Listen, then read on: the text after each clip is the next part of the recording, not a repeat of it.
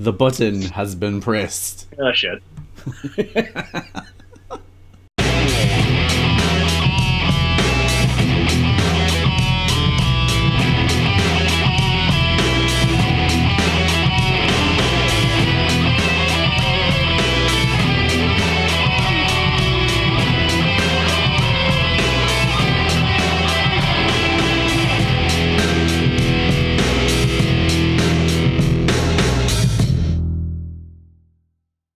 As I completely undo any future employers.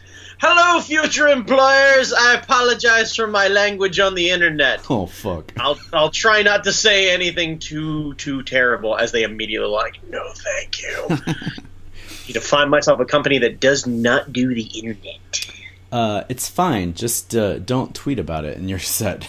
Luckily, I abandoned my Twitter. I gotta go bug a one Marty Day on how the hell to just delete everything but maybe squat on the name. Yeah. Yeah. Though I know the internet lives forever, I'd like to try and delete some actual stuff, so that's why. I don't actually think I said anything terrible. I just don't even want to be part of it anymore. That's a good way to win. Yeah, the best way to win is not to play. Yeah, like the conversation that we had a couple months back about like me deleting Twitter. I've been steadfast in that. Like, The only time I ever see Twitter is when someone posts a link either in Slack or in Facebook to follow through to something. Like that band thing that you posted up that got shared on Facebook. I followed that. Yeah. But because it's amazing. Yeah, hell yeah. But he could be talking about like changing a tire. I don't care. It's a Christmas jam. Yeah. Festive as all get out. All right, Brandon Chalmers. What have you been geeking on besides an incredible show on Saturday evening? So a thing that I've been geeking on is a bit of a time sink that could end up costing you money if you wanted to. It doesn't necessarily have to. It is, for the first time, I'm going to suggest an iPhone game. Ooh. That may hit some good areas, may not. It is called Sega Heroes. Sega Heroes? Sega Heroes. So they did a turn-based combat game based on one of those Match 3 style, like gem sort of setup. Uh-huh. So the idea is you select your heroes based on previous Sega games, such as the Sonic universe or Streets of Rage or Golden Axe. Ooh, Golden Axe, you just added Face Star, and then it looks like they're slowly adding Crazy Taxi characters into it as well. Right. Are they going to have Power Stone? I guess that's technically Capcom. I don't know. I don't know how far they're expanding it. Like, I have no idea what Sega actually owns the rights to at this point. I think I'm learning it this way. But essentially, like, it is a daily style puzzle game. So the good and bad of it is one of those games that you could spend a ton of money on like, buying gems or coins or whatever the hell it is, or you can just grind it out, which is what I've been doing. But there are multiple modes. There are multiple characters. Right now I've got quite a bit of characters here. You can see quite a few of them. Oh my god, they have Jet Set Radio stuff. Jet Set Radio, yes, I did forget about that as well. God. So, like, you can see a lot of the characters. There's a campaign mode. There is a survival mode. There's an arena mode where you compete with other players online on their servers. It is not in real time or anything else like that. So right. I think what it does is it's like, I don't know. I think it just basically acts for you. Essentially, what it is, like, it takes your best characters and then puts them in an imaginary match, and essentially you become ranked. So, like, right now I am 761 in the world right now. Okay. Which I don't know how many people are actually playing. I think being in the top 1,000 is like, yeah, okay, all right, cool. Yeah, that's pretty good. Yeah, so I've been having a lot of fun with that. It is a serious time sink as they... Well, because there's a campaign mode, there's a regular mode, there's a survival mode, there's an arena mode. There's also daily tasks that you can do to get items and unlock different characters and so on and so forth. And then you can, get tokens to upgrade characters. So it is a constant sort of like feed the beast kind of. It's a mobile game. It is very much a mobile game, but at the same time, like, I've had a lot of fun with it because there are characters I recognize. Oh, Super Monkey Ball is also in this as well. Oh, Joe. Oh my god. Yeah, so it is free to download. It has been a hell of a lot of fun to kind of play and go through. It is not the sort of thing where you need to be playing with anybody else, which is the thing that I really like. Like, I don't have to find a bunch of friends and then go do, and like, I can basically be like, well, I've got the panic poos and it's 3 o'clock in the morning. I'm just going to grind out some levels. Or like, you don't want to do a Sega Heroes raid or something. No, I don't have to do a Puzzle Quest style raid. The only thing that I really do like about it is reminiscent of Super Puzzle Fighter. Yes, that's a great which game. I absolutely love, and the turn-based combat system is actually really good. That's cool. And it grows with you. So as you start, you get a couple preset characters, or you get like almost like equivalent to when Professor Oak hands you like one of 3 Pokemon. You're like, well, you can pick these people. They're level 1. Here you go. Go out into the world. Yeah. And like now it's gotten to the point where I've got 21 of the 33 available characters, varying levels of capability, like different star levels. I've been playing for a couple weeks. It has been a rather fun background time kill game. I'm sitting in line somewhere. I'm just kind of bullshitting, watching TV, and I just don't want to snack or work or whatever it is. And it's just like one of those time sink. Like I can pick it up, I can put it down whenever I want. That sounds fun. Yeah, that's been a hell of a lot of fun. So I used to be way into Infinity Blade. Okay. It was like a melee combat game for iPhone. Okay. But they had like 3 versions of it. Like Infinity Blade, the first one was a proof of concept to see if they could get the Unreal Engine to work on an iPhone. Okay. And then the second one, they upped the graphics, and then the third one was like they had story and like writing and stuff. But you had different types of combat. So like the little swords, you were fast, but you didn't hit very hard. There was like a regular sword, and then there was the giant axes, big, like, claymore style. Yeah. Yeah, and then you could dodge and you could block. Okay. And you had a stamina meter and all that kind of stuff. Okay, that makes sense. But it was very grindy, and the third version had a thing where it was like there was a dragon that you had to fight, and it had like a couple bajillion hit points, and the idea is that everybody around the world playing the game could fight it, and it would collect the damage that the worlds collectively did on the thing. Oh, okay, that's kind of cool. So that was pretty interesting. And then the company folded, but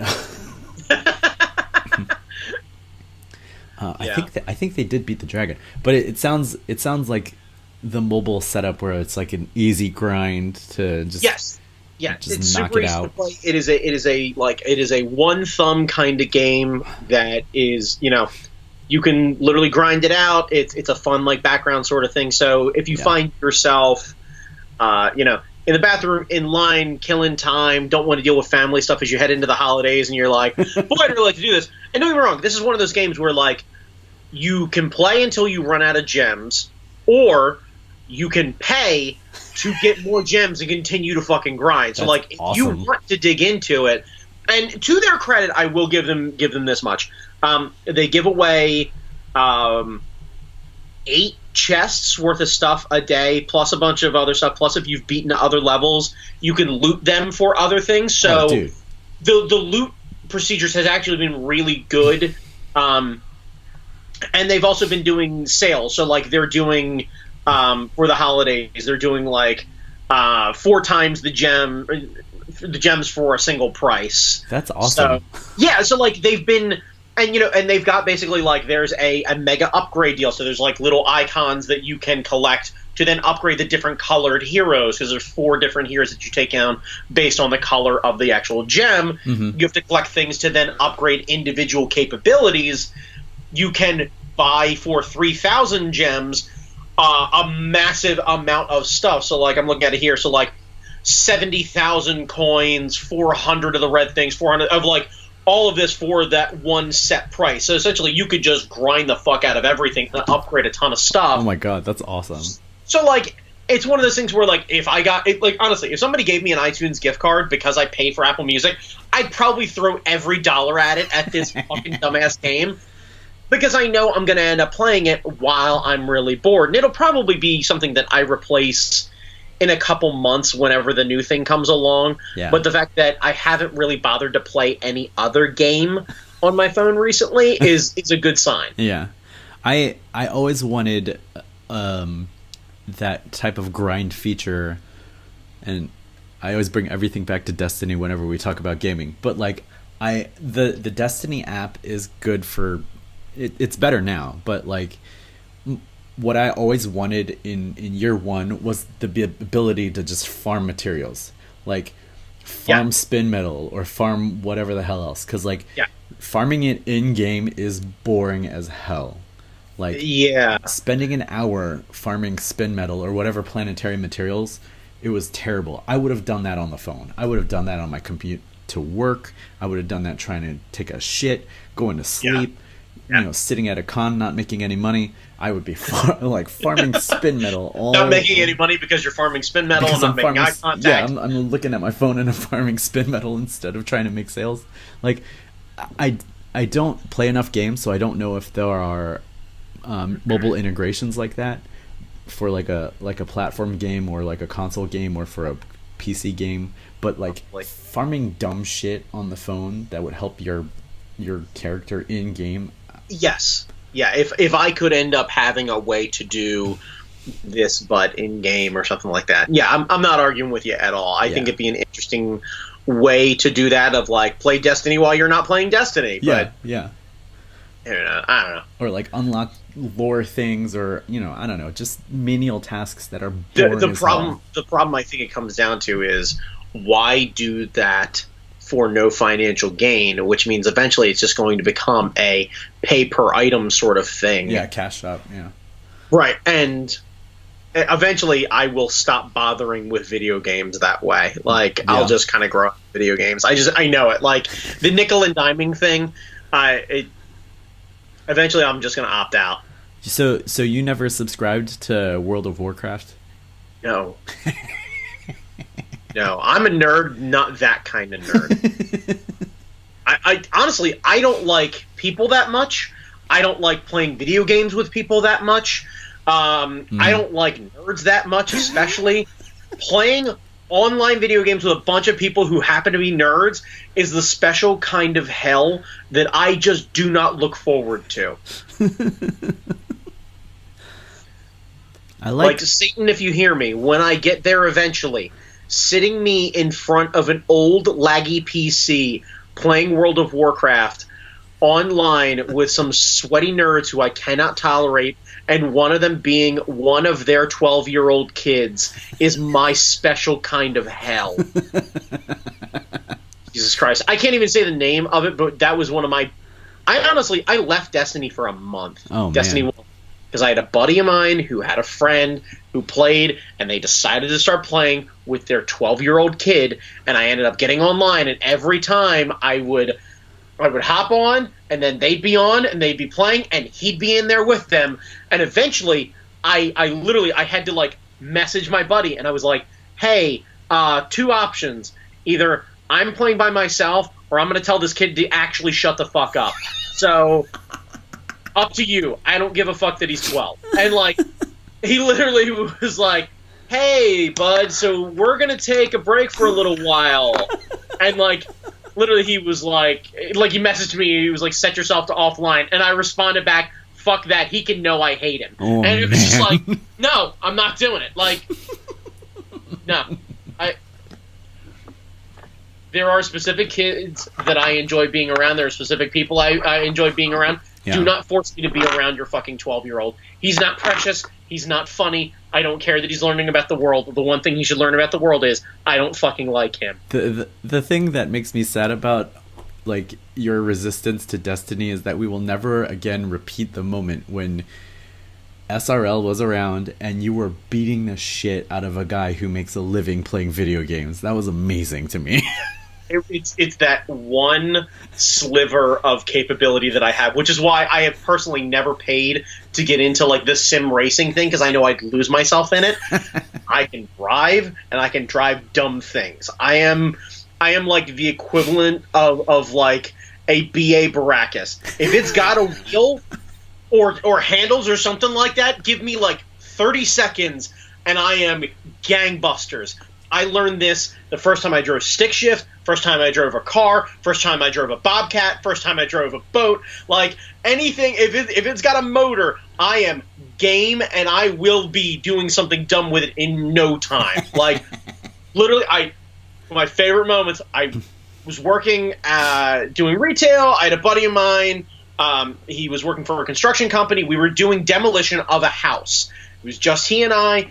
He had a big excavator. I had his Bobcat, and he was like, "Hey, there's a sunroom over there. Go ahead and take it down." And I was like, "Cool. How does it work?" And he was like, "Turns, feet use the bucket. Make sure to hit the lap bar when you go down. It's like a roller coaster. Don't flip it." And I was like, "Good talk." And like literally ran over, hopped in like the dumb fat guy in every anime who drives a mech, who gets way too excited right out of the gate, where he's like, I was hung for like a half second where I was like, "Yeah, man, I totally got this. Let's go get ourselves a fucking sombrero." Like I'm ready to go get tacos in this thing in a drive-thru. I hit the thing, gas it up. First thing I do, full throttle, both things forward, whole thing tips up in the air, and I had to like jerk it back, and it hits down the ground, and I hear him yell, "Idiot! Put the bucket down! You'll kill yourself!" I was like, "Good talk, buddy. Good talk." And not 10 minutes later, I am literally duct taping a piece of cardboard to the top of the thing so the glass from the sunroom doesn't fall through, and I'm driving the Bobcat through a sunroom. Nice. Because I'm a moron. I could bump up to it and knock it over and let it all fall. No. I want the experience of saying, "Who here, raise your hand, has driven a Bobcat through a sunroom?" Because I guarantee you, in most places, I'm the only guy with my hand raised. That's perfect. Yeah. It may be an incredibly slim distinction, Jamie, but I will come up with a list of things that I have done that no one else will be dumb enough to do or admit to doing. Yeah. It's a good way to live. My bank account doesn't agree, but whatever. That was my bad. I should have waited. That's just mean. Anywho, so what are you geeking out about? Hold on. For those of you at home, I'm going to take a guess and say that Jamie Noguchi is grabbing his new bass guitar. A bass guitar that Jamie and I purchased at where? Atomic Music.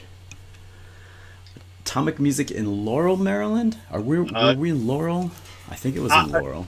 It's really what it is. It's Satan's asshole, Maryland. Yeah. It's the sketchiest part of and please know, for those of you who grew up in Maryland, there are some sketchy areas. This is some sketchy sketch. Like, it's literally where I imagine Bon Jovi writes song lyrics about.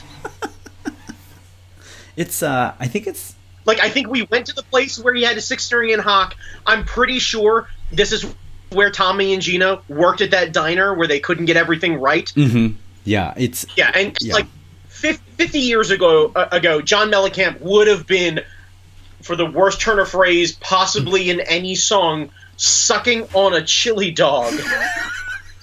Unfortunately, this place has been run down so much by poor education and poor business opportunities that the Tasty Freeze has been knocked down and put up by a used tire place. Yeah, I remember passing that Tasty Freeze. Like, how many used tire places do you need in 1/4 mile stretch? I don't know, man. And there were a lot of burned out warehouses, and just like it's been a while, and it hasn't gotten any better. Because I used to go to school at College Park, which is down the street from where we were, and we would drive through that area to get to the Olive Garden.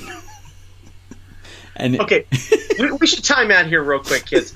yes, Jay Mineguchi did just say Olive Garden in a longing tone of his past.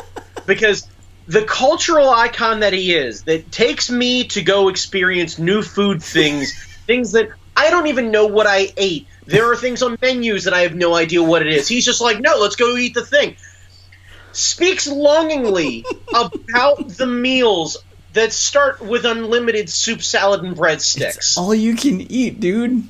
Dude, Jamie, what this says, like, this is after watching Ugly Delicious, what this tells me is I should really question your willingness to eat a quality dumpling, because if you're comfortable with the ravioli at an Olive Garden, oh yeah, I should be worried about when you're like, no, that dumpling looks legit, and I genuinely could be eating like the Five Guys of dumplings and be like, this is really good, and meanwhile, someone across the world is like, you fucking schlub. Like, just, I am so, you dopey, pudgy, white bastard. You are eating just the slum of slum dumplings. I mean, I don't discriminate food. Like, I like eating good food, but you can find good food in shitty places. No, I understand that. We're not talking about it being, like, a sketchy, hole-in-the-wall little place that, like, was really big in the 70s and 80s and then lost its luster and hasn't had the money to buy new booths. We're talking about Olive Garden. So sometimes you need all the breadsticks. Yeah, I'm not going to argue that. The breadsticks are delicious in Olive Garden. Yeah. So anyway, this place, Atomic Music, it's in an old Circuit City. Or, yes. Yeah, Circuit one City. half of an old Circuit City. Yeah, one half of an old Circuit City. The other half is like a liquor store, a gigantic ass liquor store. Yeah, it was huge. But so when I started going to this place, it was right down the street from College Park in a little shotgun shack, like the size of maybe twice your kitchen. Okay, gotcha. And it had the same layout, which is basically everything out. Yeah, everything is everywhere. They don't play around with trying to make nice displays. Everything is made of basically like 2x4s and plywood. Yeah. And it is just basically like, look, we got used gear. We're going to sell it and make it move as fast as we can because you're not here for the ambiance. This isn't Guitar Center. Yeah. Like, just real straightforward. And they grew up from there to a place next to C Depot, which is the used CD place on Route 1. Which was next to where Mandalay grew up out of. I don't think I've taken you to Mandalay, which makes me a bad friend, but I should take you to Mandalay sometime. Okay, it sounds like we have another field trip to take. So a slightly bigger place. Similar layout, just everything everywhere. Yeah, basically what it looks like is like, remember your room, and I'm talking to everyone in the world. Yeah. Remember your bedroom when you were 19?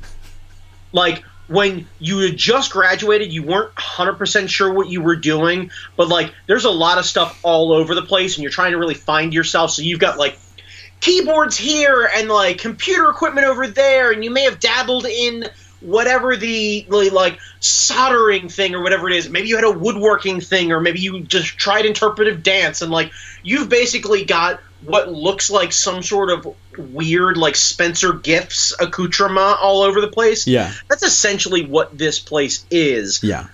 Only it's full of small treasure. Like, it's weird. There's, one half total trash, and I feel bad saying this, but, like, half of the stuff that I saw, like, in the keyboard room was broken. Oh, just flat out broken. Yeah. Still had price tags on it, flat out broken. And, like, I can't figure out if it's just people are playing it and testing it and then break it and then don't say anything, and these guys have, like, how they value their inventory I could not tell you. Mm-mm. Like, Yeah. It has to be you hired the same people back in 1994.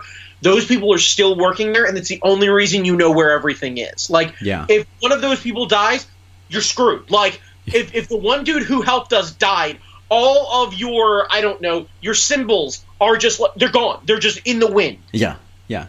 You would have to hire an archaeologist to kind of, like, sift through layers of cabinet speakers. And, like, yeah. Like, what happened to Teddy? Oh, heart attack. So where are you at right now? We lost our amp section. It's just, like, they're there. Good luck. Yeah, and take a power cable with you. And since they've moved into the bigger space, it's as crazy as it looked to you when you walked in there. To me, because I'd been from their other location, it looked somewhat organized. Like the guitars were on like in a place. The guitar, the amps were in a place that was different from where the guitars were. I should be clear, Jamie.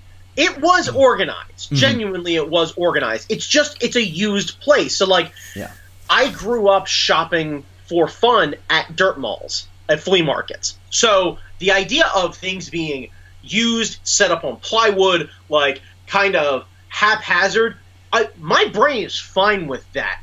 It was, in all fairness to it, relatively organized and relatively clean.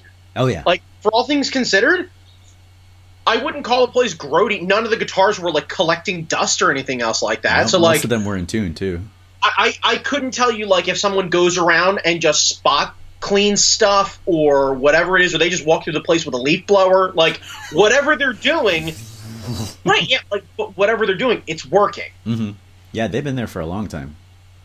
But yeah, I would highly suggest that if you are in the market for an instrument, if you're in the market for an instrument for a younger person in your life, and you go to Guitar Center and you're like, yeah, I don't know if I want to buy them something new, and the used stuff is actually a little more expensive than the new stuff, go to this place. Yeah, go to Atomic. You will gladly, like, and here's my suggestion to you as for, like, walking in there one time. Walk up to one of the dudes there. Doesn't matter. They're going to be totally gentle with you. Tell them exactly what's going on. I have a 12-year-old nephew who really wants to play guitar. Here's my budget. Be reasonable with them. I'd like to pick them up a guitar case and maybe an amp if we can. And they're going to start asking you questions. Mm-hmm. What kind of music's he into? Mm-hmm. What do you think his capability level are? You know, is there any wiggle room in your budget?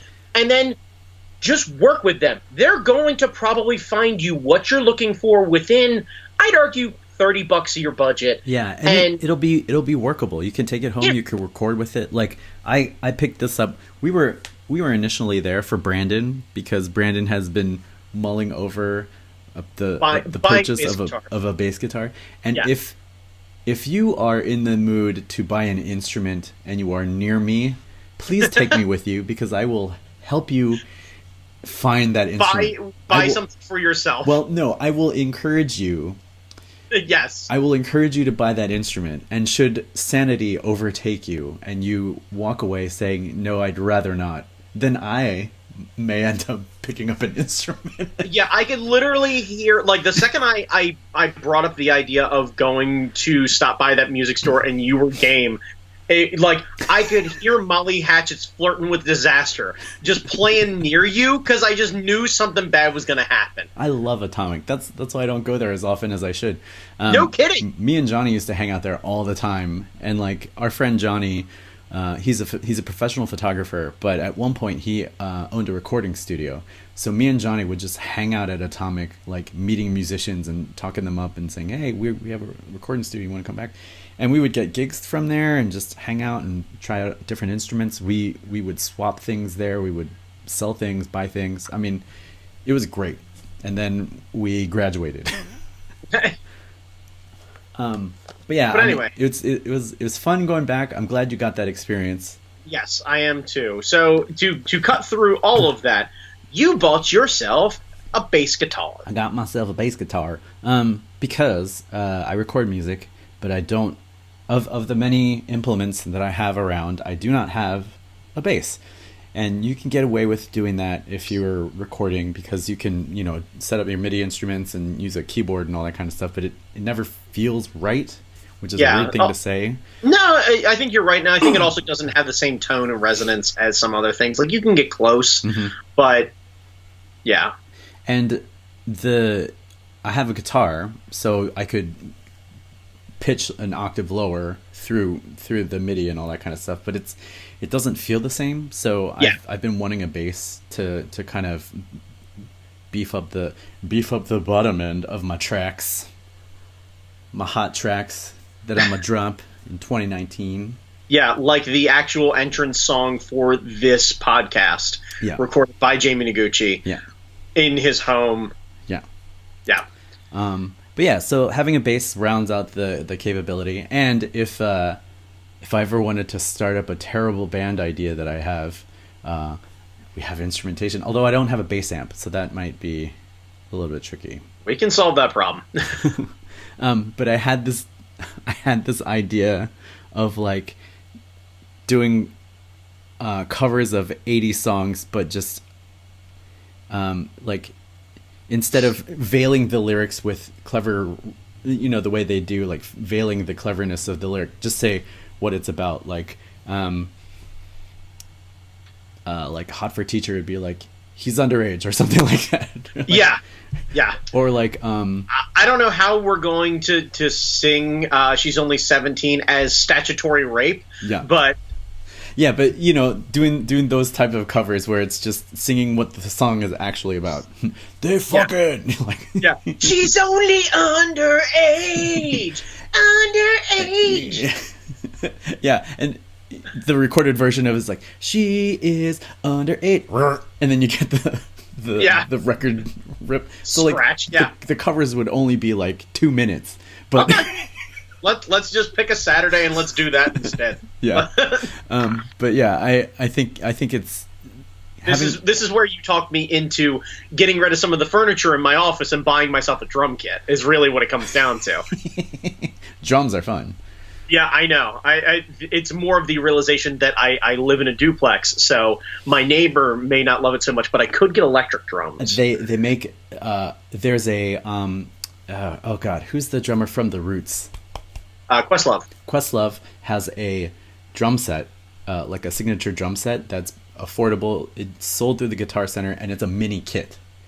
So it's like it's the size that's set up for, like, he said when he would do demos for it, it's like, something you can take to your dorm room and set it up and not like make too much noise. But it's great because if you're gonna be, you can play out with it, you can record with it, because you're micing everything.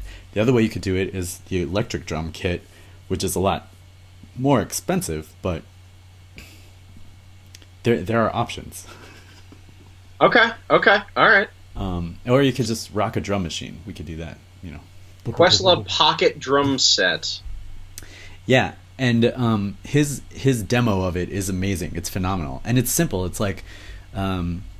There's a I can buy the fucking thing on Amazon? Yeah, there's a kick, there's a snare, there's a tom, and there's a hi-hat. And then I think there's a crash, but yeah, it looks like there is a hi-hat. Let me see, I'm looking at it right now. A bass, 2 toms, a snare, a hi-hat, and a crash. Yeah. And that's super reasonable. Yeah, it's super reasonable because his idea for this kit was to make it easily accessible for everybody, Yeah, to be able to buy. Yeah, because he wants more people to play music. He's not interested in getting like a sponsorship and have his name in lights and be like, this is the Questlove drum kit that you have to saw off your arm and a leg. He wants people to fucking play the thing. Fuck. The fact that it's under $300, it's $286. That's amazing. That is super fucking cheap. That's amazing. Yeah, that's amazing. Questlove Pocket Kit 4-piece drum set in black. Yeah, is currently normal price $354, which is still super reasonable. Yeah, is $286 right now. Yeah, with free delivery. And you should check out some of the demos that he does with it. Yeah, I mean, it nearly convinced me. And yeah, I know. Yeah. Anywho, yeah, that's. Fuck. That's gonna be one of those things where like anywho. And all right. It's rock, so 4 on the floor, man. 4 on the floor. Yeah, all I'm thinking is cool. I'll end up playing AC/DC tunes nonstop because I'm obsessed with fucking Empire Records and that goddamn moment. Oh god. Yep. Okay. Anyway, I need to go watch Empire Records after this. I know a bass player. Yeah, you. Actually, we know a different one too. But I know a different one. Yeah. God damn it! I do not need to buy a fucking set of drums. Power trio. 2-minute songs. Power trio. Oh man. Okay. Anyway, it's the best cover band. It's the best cover band. This is like the worst idea too. Best idea.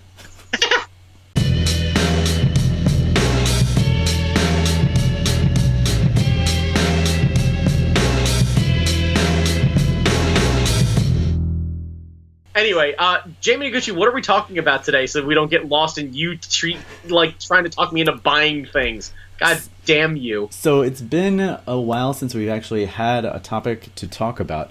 But I feel like we need to do a public service announcement for the people. And I feel terrible about this thing because normally when you entrust me to take us to a place to put food in our face. Oh, we're going to talk about that, are we? Look, we have to tell the people, okay? Normally when I take you to a place, it's either a place that I subscribe to, or it's a new place that I haven't tried, or it's a place that could be awesome. And 10 out of 10, it's been a good experience. I can no longer say that. I can no longer say that the places that I've taken you to have been 100% interesting or fun or, expanded your horizons. Because you and I, the same day that we went to purchase this base, you and I went to Honey Pig in Rockville to try their lunch buffet. Yes. Where do you want to start? Well, one of our favorite places to go to is Iron Age in Rockville. Yeah. And in Hamden? Catonsville. Yeah, they have another spot in Catonsville. Though I will, some people may disagree with me on this, I will go on record as saying, if you want the proper experience that Jamie and I rave about, you need to go to the one in Rockville. Yeah. It is smaller. The staff is more experienced. I think it's a much better experience there. The one in Catonsville is fucking gigantic. It's cavernous. I just, I like. It feels like a club. Like a club. I think you're losing part of the ambiance of it. Make the trip down to Rockville. Yeah. Go to that. Go get bubble tea. There's a rad little shop that's like right next to it that sells like Gundam models and all sorts of like kitschy Japanese stuff, and like it's rad. Yeah. And go experience proper Iron Age. But you got excited about this. We had joked around about doing both of them in the same day. Yeah. Yeah.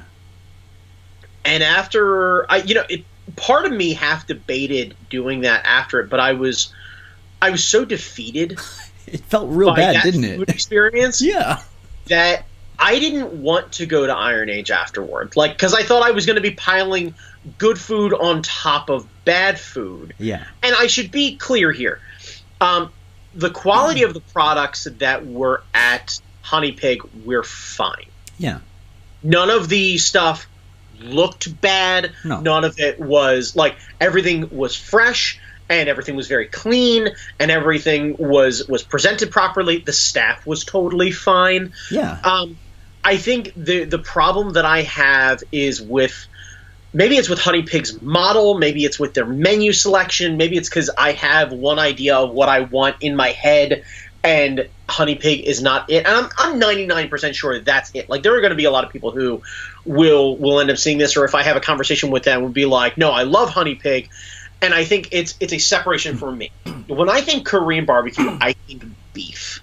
And I think well done beef, almost like an Asian fogo de chao, where I am experiencing culture and flavor along with a very comfortable kind of environment, and I am blasted with K-pop, and I'm trying new sauces, and I'm trying new pickled this and new pickled that, and there's a salad with a dressing that I've never had before, and there are all of these things that I am used to having when going in there. But the first time I went in there, it was a whole new experience. It was okay, this is going to start up. We're going to cook the meat while this is happening. I'm chit-chatting with you, and I'm going, what is that? And you're like, I don't know, probably radish, and I'm trying this, and then, what's that? I don't know, probably shoots, or probably onions, or probably something or other. Yeah. And I'm trying new things, and trying new flavors and new experiences, and it's okay, this I kind of like, this I kind of don't. Yeah. There are multiple sauce selections. There is a bit of everything so that everyone at the table will genuinely find something, provided that you eat meat that you like. Yeah. If you enjoy meat, you are not a vegetarian or a vegan, you will enjoy this experience. Mm-hmm. I think genuinely you will. Yeah. going to Honey Pig is a different experience. Yeah, we didn't get like the term. I've come to learn that the term for all those side dishes and small dishes is banchan, which is funny because like banchan is the fried chicken place, right? But like we hardly got anything. It was like the thing is, I think that's their full setup. Yeah, I like, and I think that's really like, I'm going to cut right to the chase here. I feel like Honey Pig nickel and dimes every little thing out of you. Mm-hmm. Like, and we should be clear coming out of the gate. We went there to go to their all-you-can-eat thing. By comparison, the setup that we were used to was an all-you-can-eat beef experience, including things like steak and bulgogi and other beef-related things, along with all of the pork options, chicken options, squid, yada, yada, available at Iron Age for, I believe it's $26. Yeah. Per person. Yeah. So a not cheap meal, but if you're going to really dig in and you're going to have a lot of beef, it is a fair price for that experience. Mm-hmm. We went in during the day on Friday. It was approximately 12:30, 12:45, give or take. Yeah. Very clearly lunchtime. On the front, it says, all-you-can-eat lunch menu, $14.95, and then it had like a little asterisk under it in a much smaller print. Some menu items not available, and then a dinner one for like $24.95. We're like, okay, they're getting competitive. Right on, here we go. So like, I was expecting to pay a little extra by getting a premium one, but I was expecting $18 maybe or something like that. Same. Going there for a lunch menu, yada yada. We get in, we sit down, we're given the banchan or whatever it is. We're presented with menus, and what the menus are is a completely different menu that says Friday, Saturday, Sunday has a different all-you-can-eat price. There's an option for $24.95 or $28.95. So already I feel like I've gotten a bait and switch. I'm now in for the dinner price for what is on the gigantic printed banner that's outside. Now, I get it. I bought a car before. I get a bait and switch. I'm not confused by it. But, God damn it, when I'm going to a place that serves me beef and pork and chicken and delicious sauces, I shouldn't feel like I get a bait and switch. Like, I don't go into KFC and order the extra crispy, and they're like, so funny enough, it's an extra $6 for extra crispy. I'm like, fuck! There's a trust when you go to a place that serves you beef. You have that inherent trust. Like, they have killed a cow for you. They should be treating you well, and that's your expectation. They shouldn't be trying to, like, cheat you out of some money. So right out of the gate, Jamie and I are both taken aback by the fact that there's a bait and switch on the price. Right. Now, however, we are both steadfast. We are going to do a side-by-side comparison. We are going to have access to the full menu. We're going to pony up. We're going to be like, yeah, let's do this thing. I'm happy to do it. Let's do the thing. So we order the premium menu. We start off with pork ribs, pork Colby, is it? Pork Colby, yeah. Colby, okay. And then we also tried the beef Colby. Yeah. So the pork Colby was delicious, honestly. It got good char on it. Like that. Yeah, it got a nice char on it. It did not have any sort of like extra flavors on it or whatever it is. They presented us with one sauce. Yeah. It was like kind of like a it was light, almost like a soy sauce, teriyaki-ish. It was a light brown sauce. Yeah, it was the consistency of an oil or water. It was clearly more water based because the second any grease got on it, it floated like a slick on top. Yeah, and it really didn't enhance it at all. No, it had just a bit of salt flavor. Honestly, I think it would have solved the same problem as I had a salt shaker on the table. Yeah. So there was that. The pork was fine. The beef, I thought, was not the best. Maybe I just wasn't a fan of the cut.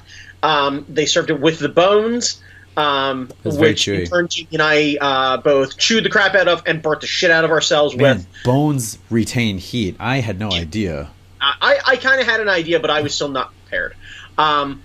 So had that, moved on to their honey pig steak, and then we ordered shrimp. Now, I should be clear with the shrimp. I am a dopey white kid who grew up in Maryland. And we have expectations as far as seafood, and I understand that I am spoiled in that sense. Yeah. I get it. that I'm used to having the heads taken off of my shrimp. I'm used to having them steamed with a bit of possibly potatoes, most likely onions, and a fair bit of Old Bay. All the Old Bay. And in turn, it ends up creating a flavor palette that I've become used to. And if you're not necessarily prepared for shrimp, now you should take into account, shrimp for the most part are flavorless. Yes. That's why they take so well to a scampi or a coconut batter or battered or butter or whatever it is. So like they can very easily take the flavor profile of something. They're very similar to tofu in that sense. Mm-hmm. Like they can be whatever they're into, which is why they work really well with a stir fry or what have you. The tofu of the ocean. Right, yes. What I was not prepared for were head-on, medium-sized shrimp. Yeah. That cooked okay, were completely flavorless, and exploded their heads all over absolutely everything. Including, and I understand it was an accident, but I'd be remiss if I didn't mention it, Jamie chit-chatting with me, cracking the head off of one, and a volcano of brain from shrimp rising into the sky, and then landing themselves right on my leg. So, complete with the realization later on as we went to go shop for decorations for the Art Fight show, the Holiday Hootenanny, that I walked around in AC Moore with a porous and sticky surface, so therefore I ended up having glitter-spattered shrimp brain on my pants after the fact. Yeah. Oh. Yeah, it was like a stripper-fed seafood medley, which, is its own special kind of hell. Anyway, the steak was kind of mediocre. Yeah, the steak, we ordered the marinated steak, and it had no flavor to it. No.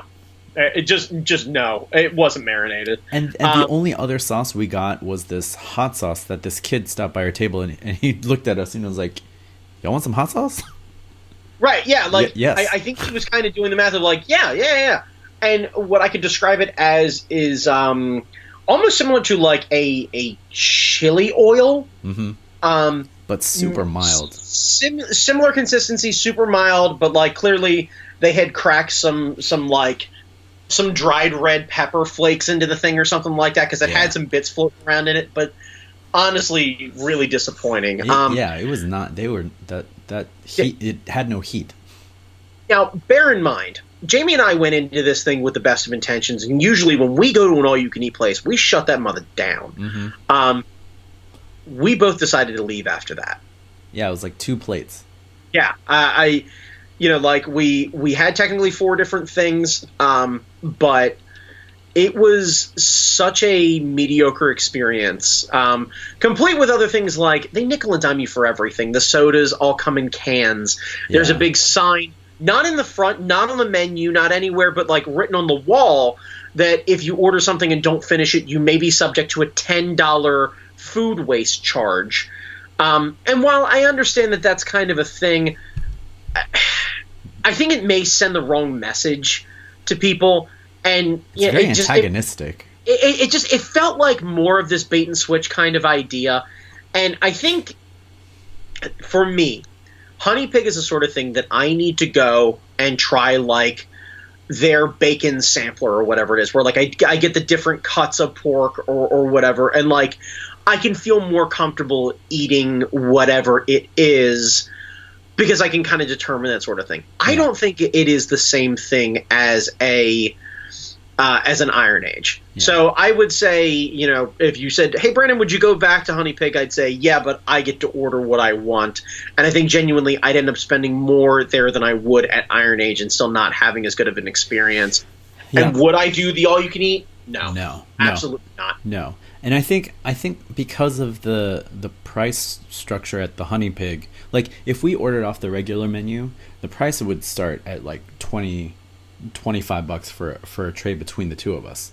Right. So like I think the more people you bring into a Honey Pig situation, the better it is, because you can spread that price a little bit around. But then you get less food because you order fewer trays. Right.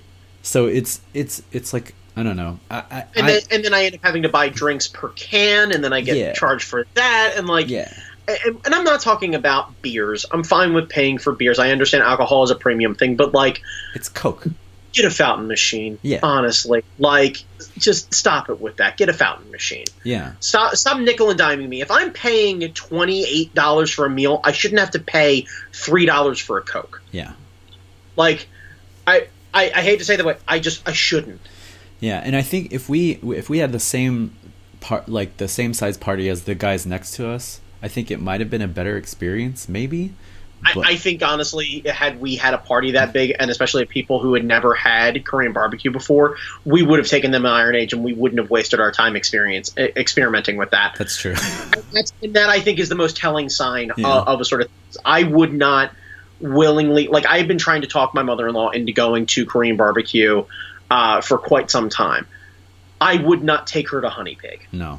Any Honey Pig. Mm-hmm. I would purposely make it a point to go pick her up where she lives in South Baltimore and drive her all the way down to Rockville with the description of, trust me, it is worth the drive for the experience. It's similar to the Dan Dan noodles when I took them up there, and I got a bunch of Trump voters to enjoy Dan Dan noodles.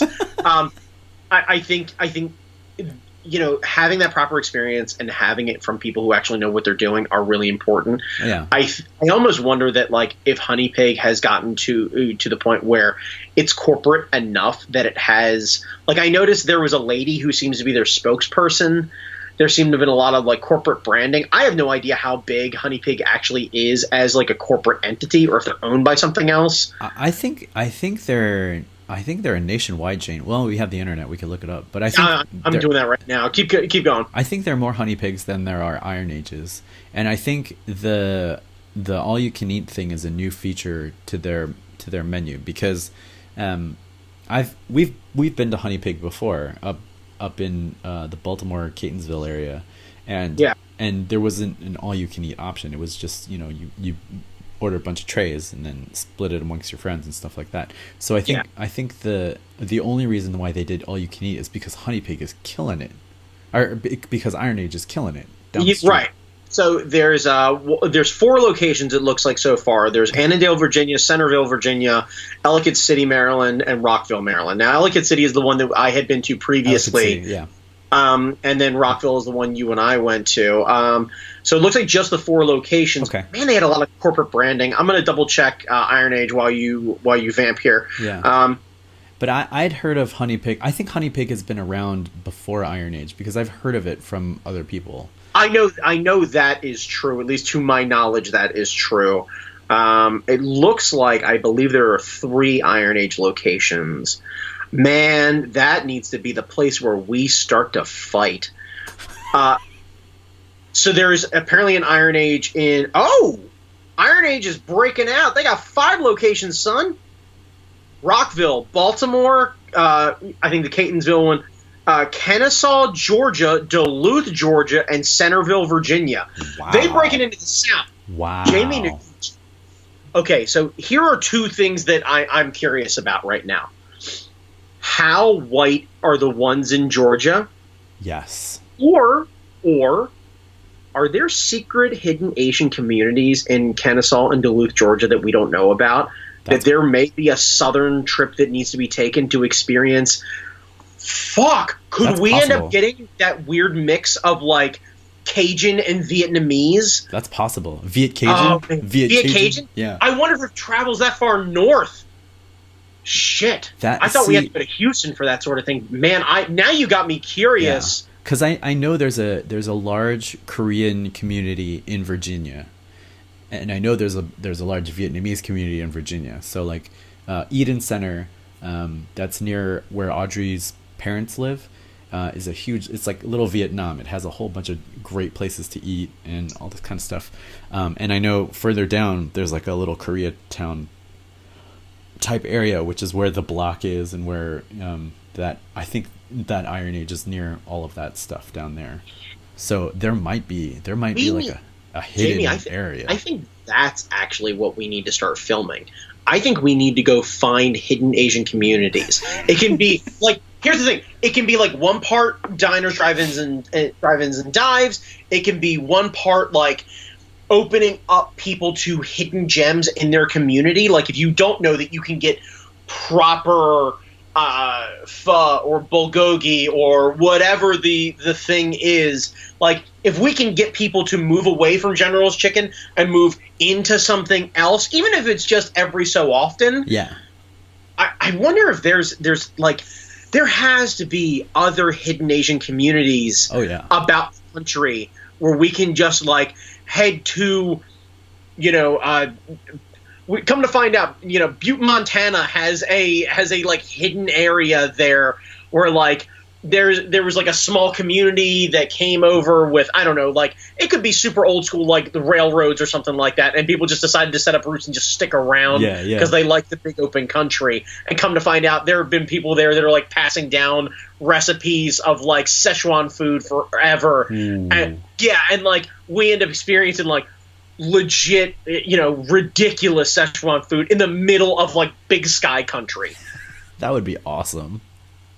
There's got to be these hidden gems all over the place. Like I have to believe that. I think so. And I don't see Iron Age just plopping up at like a strip mall that has a Denny's or something like that. I feel like that's right. Because like that's the thing is, I think if they thought that they could end up moving volume like that in that sort of place, they'd set up shop in White Marsh. Yeah. They totally would. They'd be on the avenue at White Marsh, serving beef to a ton of white people, and they don't like. I think one part is they worry that they wouldn't be able to win over the audience there, and I would be worried about things like the food waste or whatever it is. Like I think that has to be something that is experienced centralized around the culture, because you need to have people constantly frequent it. Yeah, like that. That's start always pulling in other people. Be like, everyone's going here. Let's try it. Well, that's the most uncomfortable but honest thing that I've experienced, which is anytime that you take me to a place and I look around and you're like, yeah, this place is legit, Szechuan style Chinese food. It is legit Korean food. It is legit and I'm seeing people who are Asian predominantly sitting around the table. Like we go to Szechuan Jim River and I look around and I'm the only white dude here and everyone's staring at me like, who the fuck let that guy in? I know I'm experiencing a legit thing. Yeah. Like, I think I kind of need that. So if you set it up in White Marsh, the first thought in my head is going to be, oh, they're going to white the shit out of this. And I'm going to be super disappointed because it's not going to be the same experience. Yeah.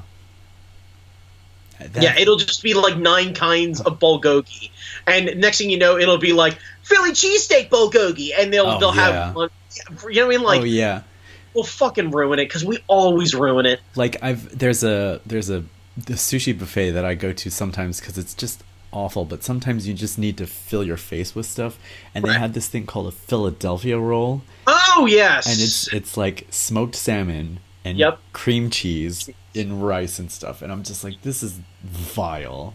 Yes, this is vile. I love lox and bagels. It does not go well with seaweed and rice. It's just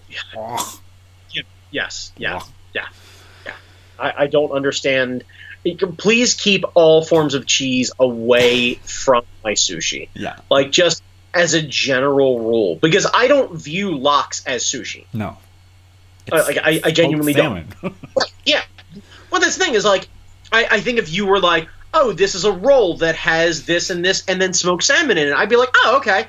And like the idea of it being prepared accordingly and then having smoked salmon's like, okay, cool. Like slightly Jewish-ish style sushi. I could see like two cultures kind of influencing each other, or just an availability of smoked meats. Like, okay, cool. I'm down with the idea, but. Yeah, no. Keep that shit away. No, just no. Yeah. Don't do that. Yeah. So anyway, kids, I'll probably catch heat from this. I'm sure if a one Olivia Oblivia, an Aaron Lowy sees this, I know her and Adam absolutely love Honey Pig. That's fine. That's fine. That's fine. I'm gonna go on record as saying I think it's kind of subpar. I think it's overpriced, and. When it used to be 24 hours, I don't even think it's 24 hours anymore. Aww. I get the idea of, like, it's 3 a.m. and I want bacon. Like, cool. But at the same time, like, I think I could really solve this problem with an overpriced trip to a 7-Eleven for a pack of bacon inside the back and and a pan. I could make bacon grilled cheeses and pass out drunk. Like, that's a super easy solve for me. Yeah. Oh, man. So, yeah, I think honey pig is not our jam. No. So, sorry, kids. Sorry. But on the plus side, we had to suffer and pay so that you didn't have to. Yeah, we have warned the people. Yes. Because much like Wu-Tang, fucking Do It Cast is for the children. We are for the children, yes. Yes, all of the children who would go eat Korean pork, trust me. Your friendly, trustworthy face, because when has a fat, bearded white guy ever steered you wrong about Asian culture? That's very true. Yeah, that's what I'm saying. There's no way that I could mislead anyone. None. Look at this face, okay? Yeah. That's the face that started a revolution. Literally. And it stole a country. That's... So, Brandon Chalmers, where can people find you when they want to talk shit about your hatred of honey pig? You know what? Then in that case, you can find me at Brandon Chalmers on Twitter, where I won't read it. If you'd like to say something kind, you can feel free to, I don't know, Instagram message me. I'm at that guy Chalmers. I don't really bother with a ton of social media anymore. I post photos, so you can see kind of what I'm up to, but I kind of got out of the social media game, man. Like, yeah. I know it's probably a terrible thing to say as we're on the internet doing things, but like, when we're making things or whatever, it is cool. But like, I think people are more interested in seeing what you're up to rather than hearing you complain about shit on the internet. True. As we spent an hour complaining about shit on the internet. But this is podcast form. Yeah, as we podcasted half hour on shitting on honey pig. Well, I really hope that Jamie, you end up titling this one the fucking Donut Cast Honey Pig edition, because sometimes you don't. Yeah. Where can they find you, sir? Well, obviously here, if you're listening on YouTube, this is my channel. If you're listening to us on Libsyn, you can reach us there. I need to reset the password on our email address because I lost it. So feel free to email us. We'll get back to you sometime relatively soon. info@fuckingdoitcast.com. It will be in the inbox. Whether or not I can access it is another question. Now, if you have an idea for a thing that you want us to fucking do, look into, try and come up with, just vamp about, completely rip apart for some particular reason, shoot us an email. And we will absolutely do that because we're running out of ideas. So, or most likely hit me up on Twitter or Instagram or Facebook, because I still use the socials mostly to advertise my art. So yeah, that makes sense. But that means we do pay attention to these things. Yeah. So feel free to do. I don't know about next week because I have family in town, and I think it's Christmas. Is Christmas? Christmas is Tuesday. Yes. Yeah. So I don't think we'll have time. Yeah. Maybe we'll do it, I don't know, at some point next week. Yeah, we'll see.